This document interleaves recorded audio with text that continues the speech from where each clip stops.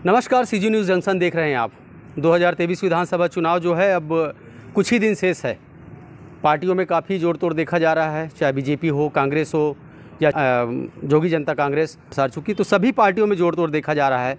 हमारे साथ core committee के सदस्य जो है मौजूद है जोगी जनता कांग्रेस से जहीर खान जी, आपका स्वागत है सर। बहुत धन्यवाद, नमस्कार आपका। चुनावी सीजन है सर, और समझना चाहेंगे, सबसे पहले तो यही समझना चाहेंगे कि पार्टी जो है पिछले 4.5 साल से, जो कि अब कुछ ही महीने शेष है, कोई विशेष बड़ा कार्यक्रम जोगी जनता का देखने को नहीं मिला। इससे मैं समझना चाहूँगा आपसे। देखिए, यहाँ छत्तीसगढ़ में 90 विधानसभाओं में जो प्रमुख विपक्षी दल है वो है भारतीय जनता पार्टी, और हमारी जो पार्टियों की संख्या थी 5 विधायक थे हमारे और 2 गठबंधन में थे।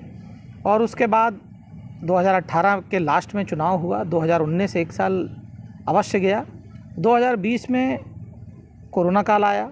कोविड-19 की वजह से पूरा देश अपनी जगह पर रुक गया, और इसी दरमियान हमारे पार्टी के प्रमुख आदरणीय अजीत जोगी जी का देहांत हुआ। उसके बाद कोरोना काल हटते ही आप देखेंगे कि लगातार हम लोगों ने अपने संगठन के ऊपर काम करने की कोशिश की, लेकिन कुछ विधायक जो सत्ता के करीब जाना चाहते थे या जो दूसरी दल के तरफ जाना चाहते थे, वो भी अपनी मानसिकता जाहिर करते रहे पार्टी की तरफ, और पार्टी को बचा के रखना ये पहली प्राथमिकता थी पार्टी प्रमुख हमारे अमित जोगी के लिए, और उन्होंने उस विषय पर सफलता पाई, मैं समझूंगा। आपका दूसरा विषय ये था कि पार्टी इस 5 सालों में, तो 5 सालों में 3 साल तो ऐसे ही निकल गए, और आप देखेंगे कि पिछले 4 सालों में भारतीय जनता पार्टी जो प्रमुख विपक्षी दल थी, उन्होंने कोई भी काम छत्तीसगढ़ में विपक्ष की भूमिका निभाने का नहीं किया। बल्कि मैं इससे अतिरिक्त कहूँगा कि जब कोरोना काल था, तो जब टीका लगने की बात थी, तो आदरणीय अमित जोगी ने हाई कोर्ट में जाकर इस पूरे प्रदेश के लिए जो टीका सभी को सुलभ हो सके, सुलभता से मिल सके, उसके लिए गारंटी ली, और ये एक बड़ी जीत थी पार्टी के लिए और इस छत्तीसगढ़ के 3 करोड़ लोगों के लिए।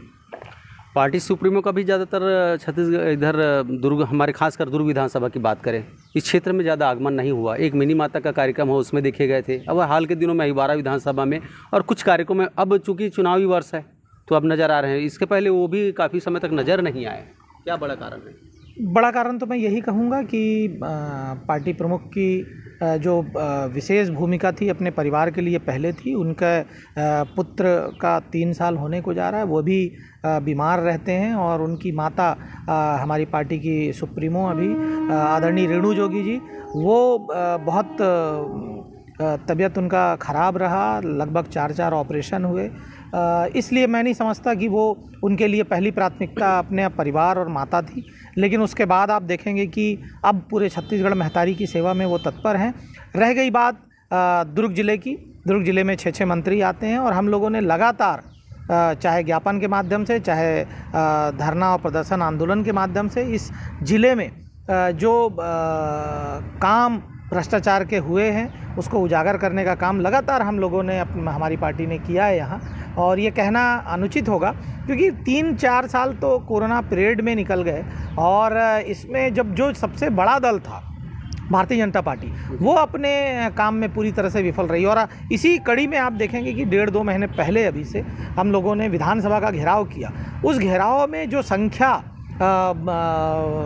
वहाँ से आई पूरे प्रदेश भर की, वो मैं समझता हूँ बड़ी संख्या में लोग यहाँ पहुँचे और इस विधानसभा को घेरने का काम किया। उतनी बड़ी संख्या तो भारतीय जनता पार्टी की भी के लोगों की भी नहीं होती। बूथ स्तर पर किस तरह से काम चल रहा है, और ज़मीनी स्तर पर जो है जोगी जनता जो है लोगों के बीच में किस तरह से अब चुनाव को लेकर के भिड़ी है? निसंदेह बूथ स्तर पे हम लोगों को ये आदेश था कि बूथ स्तर पे लगातार काम करते रहें। पिछले 2 सालों में हमने बूथ स्तर पे, वार्ड स्तर पे कार्य किया है, और आप देखेंगे कि जब भी ज़िले का गठन हो, प्रदेश का गठन हो, और भारतीय जनता पार्टी और कांग्रेस पार्टी जो सरकार में है, वो लगातार प्रलोभन देके कुछ साथियों को इधर से उधर करने का प्रयास करती रही है। और इसी कड़ी में काफ़ी लोग जो केवल सत्ता के इर्द गिर्द रहना चाहते हैं, जिनकी मानसिकता संघर्ष करने की नहीं होती, जो छत्तीसगढ़ के 3 करोड़ लोगों के लिए संघर्ष करने में असफल रहते हैं, वो लोग भारतीय जनता पार्टी या कांग्रेस पार्टी में चले गए, उनको केवल सत्ता का लाभ लेना था, वो वहाँ भी जाकर मेरी शुभकामनाएं ऐसे लोगों को। लेकिन मैं समझता हूँ जिन्होंने संघर्ष का रास्ता चुना है वो जोगी कांग्रेस में आज भी हैं। मुख्यमंत्री भूपेश बघेल ने 1,75,000 करोड़ के 5 साल के विकास कार्यों को गिनाया है छत्तीसगढ़ में। चूँकि आप जोगी जनता कांग्रेस के कोर कमेटी सदस्य हैं, तो आपसे भी ये सवाल मैं समझना चाहूँगा, जोगी जनता पार्टी अगर सरकार में होती तो क्या इससे भी बड़े विकास कार्य करा पाती छत्तीसगढ़ के लोगों के लिए? देखिए, विकास कार्य जो है एक निरंतर प्रक्रिया है। ये कहना कि हमने रोड बना दिया, सड़कें बनाई, नाली बनाया, हमने डोम सेट बनाया, हमने पेवर ब्लॉक लगाया, ये बहुत ही अनुचित बातें हैं। क्योंकि छत्तीसगढ़ प्रदेश का बजट आप वर्तमान में देखेंगे, अभी हर साल लगभग 1,70,000 करोड़ के तकरीबन हमारे प्रदेश का सालाना बजट है। और मैं समझता हूँ इतने बड़े बजट में कोई भी सरकार आए, ये मौलिक सुविधाएं, मूलभूत सुविधाएं वो सभी सरकारों के द्वारा मिलेगा। मैं कहता हूँ कि छत्तीसगढ़ की संस्कृति को ख़राब करने का काम प्रदेश की जो सरकार है, वर्तमान की कांग्रेस की सरकार, इन्होंने किया है। संस्कृति मैं इसलिए कहूँगा क्योंकि अवश्य आदरणीय भूपेश बघेल जी ने, सीएम साहब ने ये नरवा गरवा घुरवा बाड़ी की जो संज्ञा दी, छत्तीसगढ़ की 4 चिन्हारी के बारे में उन्होंने बोला, ये हमारे गांव के लोग, हमारे पुरखे लगातार कहते रहे हैं। लेकिन हमको इससे आगे भी बढ़ना है। हमको गोबर बिनकर ही केवल अपने पढ़े लिखे बच्चों को बड़े स्तर पर नहीं पहुंचा सकते। हमको उनके लिए रोजगार इकट्ठा मुहैया कराना है, रोजगार के अवसर प्रदान करना है, जिसमें सरकार विफल रही है। आप देखेंगे कि सरकार ने कांग्रेस में जब सरकार नहीं थी और सरकार आने के पहले उन्होंने अपना जन घोषणा पत्र बनाया। जन घोषणा पत्र वो उनका कहना था कि हम लोग लगभग 10 लाख लोगों से पूछ करके इस 36 जो पॉइंट थे, 36 उनका जो घोषणा पत्र था, उस घोषणा पत्र को हमने छत्तीसगढ़ के हर क्षेत्र से लोगों का जो डिमांड था वो लिया है। और हमारी सरकार आते ही 10 दिन के अंदर हम लोग कर लेंगे। आप देखेंगे कि सरकार ने ये वादा किया था, गंगा जल की लेकर क्रिया खाई थी कसम, कि हम लोग सरकार में आते ही 10 दिन के अंदर शराबबंदी करेंगे। और आज 5 साल हो गए, शराबबंदी हुई नहीं। और जब जन घोषणा पत्र में था, जब लोगों की जन भावनाएं थी, और उसके बाद ये अपने वादे से मुकर सकते हैं और कसम खाकर गंगा जल की कसम मुकर सकते हैं, तो मैं समझता हूँ कोई औचित्य नहीं है इस सरकार का। इस सरकार ने संस्कृति को ख़राब करने का काम किया। महिला उत्पीड़न के जो इतने दिन प्रतिदिन जो महिला उत्पीड़न के केस बढ़ते गए, ये शराब के नशे के कारण हुआ। छत्तीसगढ़ में आज आप बेरोजगार कार्यालय जाइए, उस समय भी 20 लाख बेरोजगार थे जिनको रोजगार देने की बात थी। आज 85,000 बेरोजगारों को केवल रोजगारी भत्ता, वो भी पिछले 1 महीने 1.5 महीने से इन्होंने चालू किया है, जब पूरी सरकार का कार्यकाल ख़त्म हो गया, जब जाने का समय है। मैं समझता हूँ सरकार अपने सभी कार्यों पर विफल रही है। और इसलिए कह रहा हूं कि 1.5 लाख करोड़ के से ज़्यादा के बजट में मूलभूत सुविधाएं किसी भी तरीके की सरकार आएगी वो काम करेगी। लेकिन जो जय जी, आपको टोकना चाहूँगा, चुनावी घोषणा की आपने बात कही है। 2023 विधानसभा चुनाव में आपकी क्या घोषणा है, और आपकी यदि सरकार बन जाती है तो क्या पूर्ण शराबबंदी करेंगे? जी, हमारे मुखिया आदरणीय अमित जोगी जी ने 10 बिंदु का एक शपथ पत्र दिया है स्टाम्प पेपर पर, जो हाईकोर्ट से एफिडेविट वो कराकर, नोटरी कराकर। मैं समझता हूँ यह एक वैधानिक दस्तावेज है, जो अगर अपने वादे पर मुकरते हैं तो उनको जेल तक की सज़ा हो सकती है। और आप देखेंगे कि ऐसा तो नहीं ये जनता को रिझाने के लिए जो वैधानिक वादे की बात कर रहे हैं? देखिए, हमने जो वादे किए थे उन्हीं वादों को बाद में कांग्रेस ने कॉपी किया। 2,500 समर्थन मूल्य देने की बात कही, बेरोजगारी भत्ता देने की बात कही, 2,500 रुपये। लेकिन नकल में भी अकल लगता है, तो अकल उन्होंने नहीं लगाया कि किस तरीके से इसका ब्लूप्रिंट तैयार है और काम हो सकता है। आदरणीय अमित जोगी जी ने, अजीत जोगी जब वो जिंदा थे, उन्होंने ये सारे ब्लूप्रिंट बना के रखे थे और वो आदरणीय अमित जोगी के पास है। मैं समझता हूँ अगर उन्होंने 4,000 समर्थन मूल्य देने की बात कही है तो वो देंगे, जब बेरोजगारी भत्ता देने की बात कही है तो वो देंगे, नियमितीकरण करने की बात करी है तो वो देंगे, और इस छत्तीसगढ़ को भय मुक्त बनाने की बात करी है तो वो करेंगे। पूर्ण शराबबंदी की बात से आप चूक गए। मैं पूर्ण शराबबंदी की बात भी बिल्कुल, उन्होंने अपने शपथ पत्र में कहा है कि पूर्ण शराबबंदी होगी। पूर्ण शराबबंदी का जो मैदानी क्षेत्र है उसमें पूर्ण शराबबंदी होगी। जो आदिवासी हमारे भाई हैं जिनको 5 लीटर खुद से बनाने की स्वतंत्रता है और उनको सरकारी एक सुविधा मिली हुई है, क्योंकि उनके पूजा पद्धति में उन चीज़ों का प्रयोग होता है, तो उस क्षेत्र में तो ये संभव नहीं है। लेकिन पूरे मैदानी क्षेत्र में, शहरी क्षेत्र में ये शराब पूर्ण रूप से बंद होगा और ये आते ही ये फैसला होगा। कुछ देर पहले चर्चा के दौरान आपने बात कही थी कि पूर्व मुख्यमंत्री स्वर्गीय अजीत जोगी जो है छत्तीसगढ़ को काफ़ी सौगातें दिए हैं। एक बार फिर से आपके ज़ुबानी सुनना चाहेंगे, क्या सौगातें उन्होंने दी थी? मैं समझता हूँ छत्तीसगढ़ बने हुए आज 23 साल होने को है, और इन 23 सालों में आप पूरे प्रदेश की बात अगर कहीं पूरे देश में जाकर करें और पूरे देश में बताने की बात करें कि क्या है आपके प्रदेश में, तो आप यही बता पाएंगे कि हमारे यहाँ अंतर्राष्ट्रीय स्टेडियम है क्रिकेट का। आप यही बता पाएंगे कि हमारे यहाँ एम्स है। आप यही बता पाएंगे कि हमारे यहाँ एक नया रायपुर है, नई राजधानी बनी, जो खाली ज़मीन पर एक परिकल्पना अजीत जोगी की थी, और उस समय भूमि पूजन हुए, उस समय बजट पारित हुआ, और वो वही काम इन 3-4 कामों के अलावा जो अजीत जोगी ने जांजगीर चांपा से शुरुआत करी थी पूरे नहरों को जोड़ने का, जोगी डबरी और जोगी नहर बनाने का, वो काम आज भी अधूरा है। और जब सूखाग्रस्त कोई क्षेत्र होता है या बाढ़ग्रस्त कोई क्षेत्र होता है तो अजीत जोगी की याद आती है गांव वालों को, और यही क्रम में हमारी पार्टी काम करेगी। और मैं आपसे कहता हूं, इन 20 सालों में, अजीत जोगी के जाने के बाद इन 20 सालों में कोई ऐसी 4 चिन्हारी आप बता दीजिए या लोग बता दें जो पूरे देश में हम गर्व से सीना तान के कह सकते हैं। कोई भी नहीं। ये नरवा गरवा घुरवा बाड़ी ये हमारे पुरखे बोलते थे, वही सरकार बोल के, भौरा चला के और गेड़ी चढ़ के, गेड़ी सभी लोग चढ़ते हैं गांव पे, ये चढ़ के केवल ये बताना कि मैं छत्तीसगढ़िया हूँ। छत्तीसगढ़िया यहाँ सभी हैं।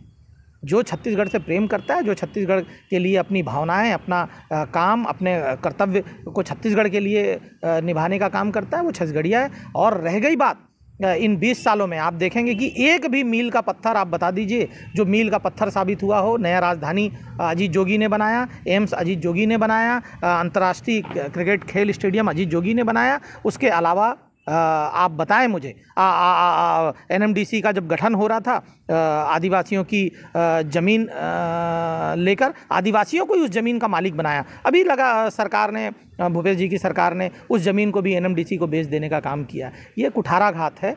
और जहीर जी, क्या लगता है इस विधानसभा चुनाव में आप सरकार बना पाएंगे? देखिए, हमें तो पूरा भरोसा है कि सरकार, इसलिए ये सवाल पूछ रहा हूँ क्योंकि कांग्रेस जो है 75+ पर जीत का दावा कर रही है, तो आप ऐसे में आपकी सरकार के लिए, आपकी जो पार्टी है उसके लिए क्या चुनौती है? देखिए, केंद्र में वो 300+ का दावा करते थे, 44 पे आ गए।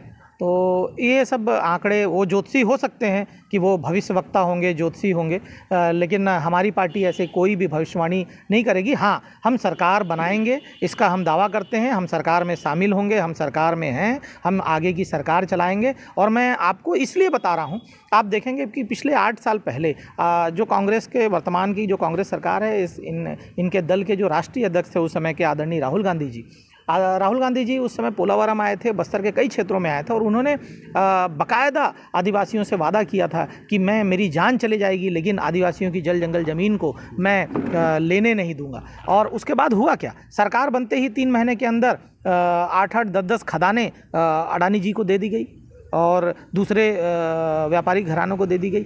ये तो छत्तीसगढ़ के आम लोगों से, सीधे साधे लोगों से, आदिवासियों से कुठाराघात था। और इसको बखूबी हमारी जो छत्तीसगढ़ की जनता है, छत्तीसगढ़ के लोग हैं, समझ रहे हैं।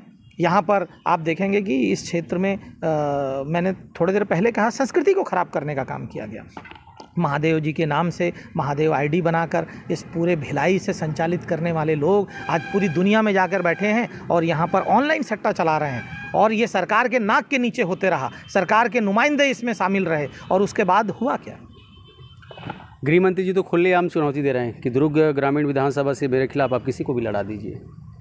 क्या लगता है, आपकी चुनौती दे पाएंगे आप चुनौती? हमारे हमारे प्रदेश के वो बड़े नेता हैं, उनको चुनौती देने का अधिकार है। हम लोग बहुत छोटे लोग हैं और हम केवल अपने दल के रूप में जो उचित हो, सही प्रत्याशी हो, उसे लड़ाने का काम करेंगे और कोई आडंबर नहीं। हम अजीत जोगी के लोग हैं। अजीत जोगी ने जो छत्तीसगढ़ के लिए, छत्तीसगढ़ के 3 करोड़ लोगों के लिए जो सपना देखा था, उन सपने को पूरा करने का काम हम लोग करेंगे।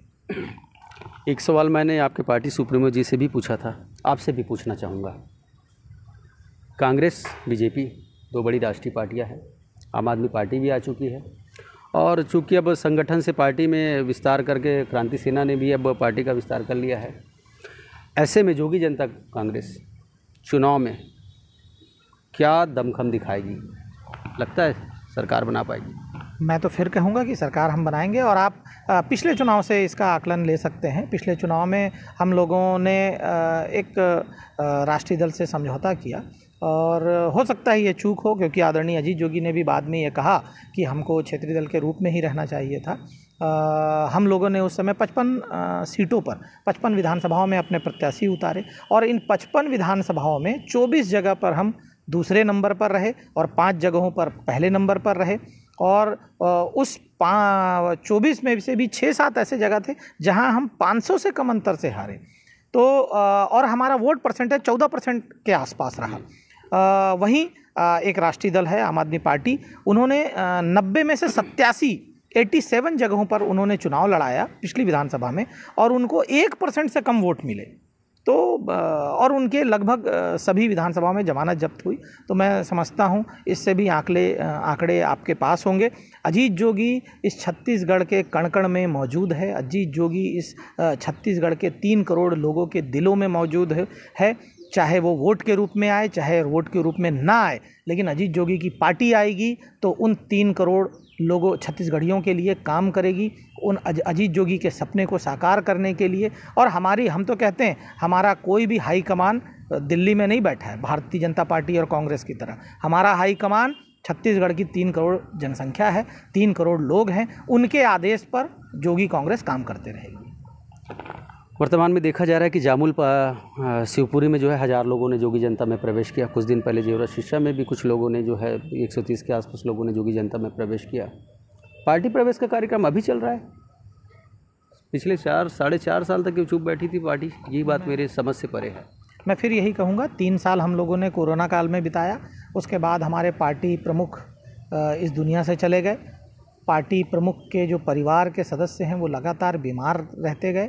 उसके अलावा पार्टी का जो कोर कमेटी था, पार्टी के जो जिला अध्यक्ष थे, पार्टी को जो लोग रन कर रहे थे, जो संचालित कर रहे थे, वो लगातार अपने अपने क्षेत्रों में अपनी पार्टी को बनाए रखने के लिए, क्योंकि सरकार साम दाम दंड भेद हर तरह का जो अपना कार्य है वो अपना रही थी। जहीर जी, विपक्ष की तरह बड़े मुद्दों को उठाते नजर नहीं आई आपकी पार्टी? मैं फिर कहूँगा कि विपक्ष के काम होते हैं सरकार को उंगली दिखाना, सरकार को ये चेताना कि आपके कार्यों से छत्तीसगढ़ के 3 करोड़ लोगों को नुकसान होगा।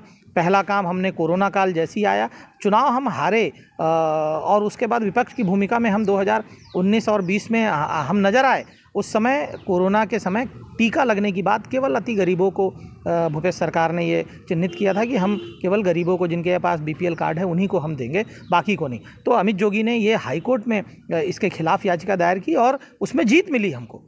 ये पहली लड़ाई थी, पूरे छत्तीसगढ़ के लिए थी। जो सामान्य वर्ग का भी आदमी है, जो APL है, BPL है, चाहे किसी भी जाति धर्म का है, उसको जीवित रहने का अधिकार, पहला अधिकार उसको जीवित रहने का है। ये अमित जोगी ने हाईकोर्ट में जाके ये पहला काम किया। दूसरा काम, जब खदानें देने की बात भूपेश सरकार ने की कि हम खदानों का NOC दे रहे हैं, तो पहली लड़ाई भारतीय जनता पार्टी नहीं लड़ी, पहली लड़ाई अमित जोगी वहाँ पहुंचकर पहली लड़ाई आदिवासियों के कंधे से कंधा मिलाकर चलने का काम किया। तो लड़ाई हम लगातार लड़ते रहे। हाँ, ये ज़रूर है कि हमारे पास संसाधन की कमी, धन की कमी रही, जिसके कारण बहुत सारा जो मीडिया मैनेजमेंट होता है, जिसमें सरकार और जो केंद्र की सरकार है दोनों निपुण हैं, उस मामले में हम लोग कमज़ोर रहे। मैं इस बात को मानता हूँ, लेकिन आप देखेंगे कि हम लोगों के दिलों में रहने वाले लोग हैं और लोगों के दिलों से आज भी नहीं निकले। अमित जोगी के जहाँ कार्यक्रम हो रहे हैं, अभी लगभग 22-25 जगह कार्यक्रम उनका हो चुका है और हर जगह आप बता दीजिए, कोई भी कार्यक्रम हो रहा है, हर जगह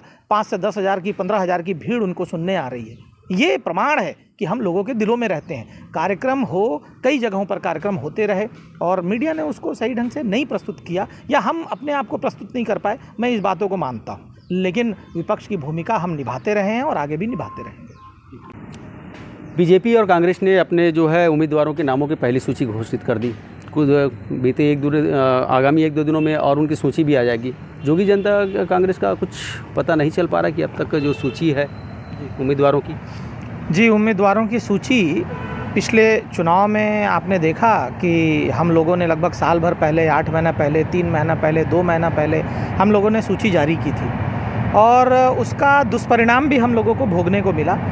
लगातार जो सत्ता में बैठे लोग उस समय थे और आज भी जो लोग बैठे हैं, वो लोग जैसी जो सूची जारी होती है प्रत्याशियों की, वो घेरना चालू कर देते हैं, डेरे डालना चालू कर देते हैं और ऐसे लोग जो लगातार लाइजनिंग का काम करते हैं, वैसे लोग इर्द गिर्द पहुंचना चालू करते हैं। तो हमारे पार्टी प्रमुख ने और कोर कमेटी ने ये डिसाइड किया है, ये हम लोगों ने निर्णय लिया है कि हमारा जो प्रत्याशियों की सूची है हमारी, वो हम आखिरी में ही इसको जारी करेंगे, जैसा सभी दल पहले करते रहे हैं। इस बार अगर किसी दल ने पहले कर दिया तो ये उनका सोच हो सकता है, हमने पिछली बार किया था, इस बार हम बाद में करेंगे।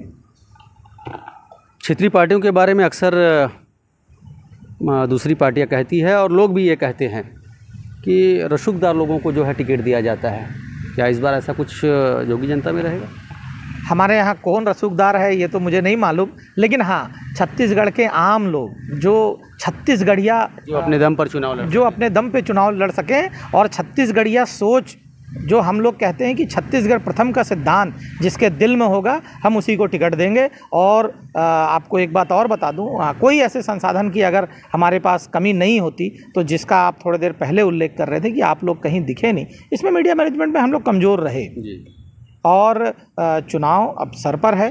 चुनाव में हम लोग जहाँ जहाँ ताकतवर हैं, जहाँ लड़ सकते हैं अच्छे ढंग से, वो प्रत्याशियों की सूची भी जल्दी ही आएगी, लेकिन हम लोग आखिरी समय में ही टिकट की घोषणा करेंगे। एक आखिरी सवाल आपसे पूछना चाहूँगा, क्यों विश्वास करेगी छत्तीसगढ़ की जनता जोगी जनता कांग्रेस पे? देखो, मैं ये कहूँगा कि पूरे देश में आप देखेंगे कि क्षेत्रीय दल, आधे से ज़्यादा राज्यों में क्षेत्रीय दल बैठा हुआ है और उस क्षेत्रीय दल का आका क्षेत्र की जनता ही होती है। कोई दिल्ली में बैठकर उसे ऑपरेट नहीं करता। यहाँ आप बाजू में चले जाइए, तेलंगाना में क्षेत्रीय दल बैठा है, उसके बाजू में जाइए आंध्रा, क्षेत्रीय दल बैठा है, उसके नीचे जाइए उड़ीसा, क्षेत्रीय दल बैठा है, उधर और बाजू में जाइए वेस्ट बंगाल, पश्चिम बंगाल, वहाँ क्षेत्रीय दल बैठा है। आप लगभग जगहों पर आप घूम लीजिए और देश में आज जो परिस्थिति है, जनता ये जानती है कि हमारे क्षेत्र का विकास, हमारे जो लोगों का विकास है, जो नीचे से ऊपर उठाने की प्रक्रिया है, वो क्षेत्रीय दल ही कर सकती है। और जहाँ जहाँ ये प्रयोग सफल रहे हैं, वहाँ आप देखेंगे कि बाजू में जाइए तेलंगाना में, उनको 4,000 रुपये समर्थन मूल्य मिल रहा है।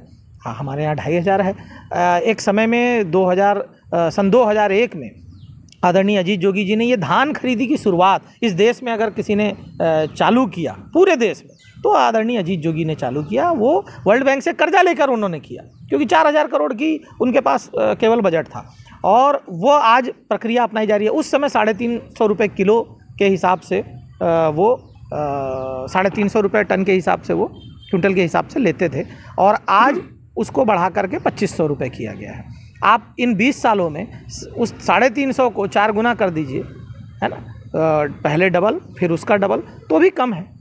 चलिए, एक और सवाल पूछना चाहूँगा, सीधी टक्कर किससे रहेगी जोगी जनता की? बीजेपी, कांग्रेस, आम आदमी पार्टी या फिर क्रांति सेना? हमारे पार्टी प्रमुख ने भी ये साफ तौर से कहा है कि हमारी लड़ाई ना भारतीय जनता पार्टी से है, ना हमारी लड़ाई कांग्रेस से है, ना हमारी लड़ाई किसी आम आदमी पार्टी से है। हमारी लड़ाई केवल और केवल छत्तीसगढ़ की गरीबी से है। जो गरीबी है यहाँ, उसको दूर करने की आवश्यकता है, जिसका उल्लेख हमारे पार्टी के जो प्रमुख हैं, जो पार्टी के संस्थापक हैं, आदरणीय अजीत जोगी जी कहते थे कि अमीर धरती के गरीब लोग, इस अमीर धरती में अमीर लोग बनाने की जवाबदारी आदरणीय अमित जोगी जी ने अब उठाया है। और यहाँ से हमारी लड़ाई केवल गरीबी से है। हमको गरीबी को ख़त्म करना है और गरीबों को ऊपर स्तर पर लाना है। कितनी सीट पर जीत का दावा करते हैं? हम तो कह रहे हैं सरकार बनाएंगे। अब जीत का दावा, चूँकि मैं भविष्यवक्ता नहीं हूँ, ये सवाल का जवाब आदरणीय भूपेश जी से पूछा जाना चाहिए। आदरणीय जो उनके भविष्यवक्ता हैं उनसे पूछा जाना चाहिए। हम लोग भविष्यवक्ता नहीं है, ना हम भविष्यवाणी कर सकते हैं। हाँ, हम अपनी पूरी ताकत से, ईमानदारी से अपने हक का मेहनत कर सकते हैं। छत्तीसगढ़ प्रथम के सिद्धांत पर काम कर सकते हैं, छत्तीसगढ़ के लिए काम कर सकते हैं। हम जिएंगे छत्तीसगढ़ के लिए और मरेंगे छत्तीसगढ़ के लिए, इस सिद्धांत पर हम काम करेंगे। चलिए, हमारी तरफ से भी आपको बहुत बहुत शुभकामनाएं हैं। ये थे कोर कमेटी सदस्य जहीर खान जी, और 2023 विधानसभा चुनाव को लेकर के काफ़ी सारी बातें उनसे हुई, किस तरह से पार्टी की गतिविधि रहेंगी, और पार्टी सुप्रीमो ने जो है लोगों से जो अपने चुनावी दावे और वादे किए हैं, सारी तमाम बातों को उन्होंने गिनाया, और ये भी कहा कि हमारी सरकार छत्तीसगढ़ में इस बार बनेगी। सीजी न्यूज़ जंक्शन के लिए लोकेश साहू।